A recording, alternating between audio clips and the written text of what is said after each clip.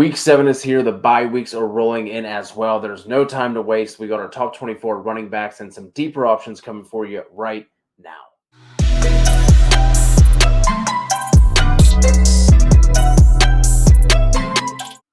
TFA fam, appreciate you rocking with us. Let's go ahead and just dive right into these Week 7 running back rankings.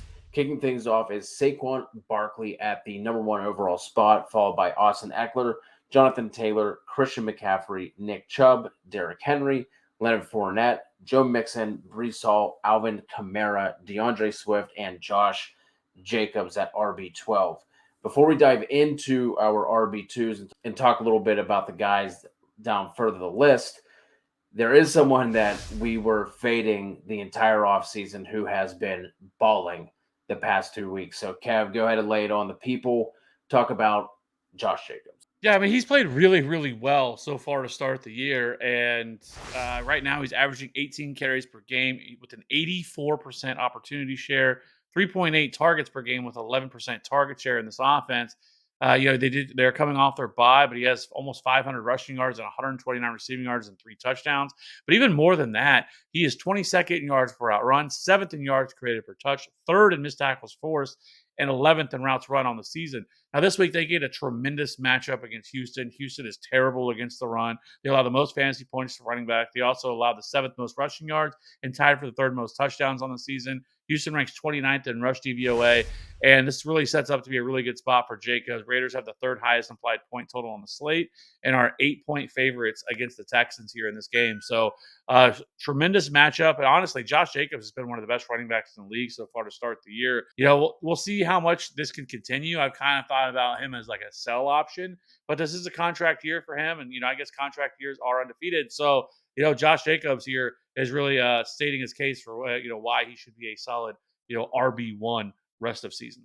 Yeah, you win some, you lose some, and we were definitely wrong on Josh Jacobs. So as it seems this far into the year, but let's go ahead and move on to our RB2s, kicking it off with Ramondre Stevenson at the top of the list, followed by Ken Walker the third, Damian Pierce, Ezekiel Elliott, Aaron Jones, Jeff Wilson, Najee Harris, David Montgomery, Travis Etienne, Raheem Mostert, Clyde Edwards-Helaire, and Kareem Hunt at RB 24. I'll jump in here first real quick. First guy I'm going to talk about is Ezekiel Elliott.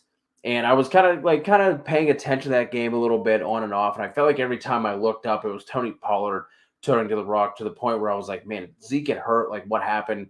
And all of a sudden, out of nowhere, we were getting like flashback glimpses of Zeke. He had over 80 rushing yards on just 13 carries. He found the end zone. Now it looks like we're going to get Dak Prescott back this week. The Cowboys have the 2nd highest implied point total on the week, going up against a Detroit defense that couldn't stop a fart if their life depended on it. They're 31st in rush DVOA. They've allowed the 2nd most fantasy points per game to running backs, and Zeke has seen the 9th most defenders in the box on average. So I feel like Dak coming back should certainly help drop that down a little bit and give Zeke some more running room. So I really like him as an RB2 option. And the next guy I'm going to talk about is someone that I am fading this week, and that is Aaron Jones.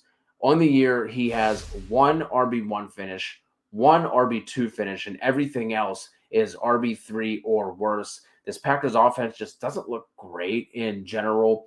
They're only averaging 5.4 yards per play. That's tied for 15th. They've scored 107 points on the year, which is the 10th lowest. Washington is actually 5th in rush DVOA. They've allowed the 19th most fantasy points per game. So not a fantastic matchup for Aaron Jones here. If you have players in better spots, like we talked about, even with like the 3 rookies with Ken Walker, Brees Hall, Damian Pierce, I'm rolling with all those guys over Jones this week. Yeah, it's just been a really weird season so far, a lot across the board. I mean, and it's not even Yeah. that. It's really we're seeing a lot of scoring down among across the board among all offenses right now. I think I saw what fantasy points through the first 6 weeks are down 22% from last year. I think there's almost less touchdowns that have been scored so far to start the year this time last year, and so some of it I think is just defenses that are getting smarter and that they have kind of adjusted to things here, and we started to see a little bit of a shift. Too high safety stuff, shell looks, shell coverages have really kind of put a wrinkle or put a hindrance on like deep ball passing and everything else. And these offenses haven't adjusted to say, okay, we're just going to run the football, and to be able to get teams out of that. We haven't seen that so far. But regardless of that, this was a really tough week to really rank a lot of these running backs for me because I really wanted to get a lot of these guys up there. Like even Kenneth Walker, like this is a tremendous matchup. This guy I'm going to talk about against the Chargers. The Chargers have been terrible against the run so far to start the year. But there's just so many running backs that I'm like, man, how do I get this guy into my top 12? Because to me, Kenneth Walker is a pretty borderline top 12 running back this week with this matchup against the Chargers. Because, and if you look, I mean, so far in the first, really 2 games of the big game action for Kenneth Walker, he's played really good. He is sixth in yards created per touch, third in breakaway run rate on the season. Now he's only averaging 10 carries and 2 targets per game, but that's catching up for earlier in the year. But he's still been very good so far to start the year. He looked really good last week. And then, you get this matchup against Chargers, like I mentioned, they're 22nd in rush DVOA. The Chargers allow the fourth most fantasy points to running backs. And he did see a couple targets last week, which is a positive to see. Hopefully, he can start to build on that and see maybe a little bit more targets. Because if he can become a true 3 down workhorse running back, then I think the sky's the limit for Ken Walker. But I would be a little bit hesitant because if the Chargers can build some sort of a lead and get out early, that it could game script him out a little bit. And so, but Kenneth Walker overall, great matchup. We know Pete Carroll loves to run the football. He's not going to be like Daniel Hackett and just completely abandon the run against a team that is terrible against the run. So I think Kenneth Walker is still in a really good spot this week. And then Travis Etienne continues to kind of trend up a little bit here. He's averaging 9 carries per game, 42% opportunity share, 3 targets on the season. He's also 11th in yards per route run, third in yards created per touch, 10th in breakaway run rate on the season. He continues to look better and better in this offense, and I think it's really only a matter of time before he really explodes. The Giants have not been very good against the run either. They allow the fourth most rushing yards, but they allow the sixth fewest rushing touchdowns. So I think there's a little bit of variance that's going to hit there, some regression that's going to come for that. And then they're also 28th in rush DVOA. So you can definitely run against it. I do think Travis Etienne is somebody that I'm buying everywhere I possibly can because he's not going to cost you as much because I think the explosion of Travis Etienne is coming sooner rather than later. Yeah, to help out with that a little bit too is the fact that James Robinson out carried him this week when it looked like he was building a little bit of momentum. So might cool some players off on him as well. So let's go ahead and wrap things up with guys who are outside of our top 24. Kev, you were mentioning that you're like kind of struggling because like you liked a lot of these options. You're trying to like get them up a little bit higher in your rankings. I feel the opposite when it comes to like guys outside of the top 24 this week. I really struggled. There's not a ton out there to love. You were touching on the Denver situation a little bit. I think you could look to Latavius Murray. Like it just feels gross buying into that after 1 week. Like who knows what the hell Nathaniel Hackett is doing out there.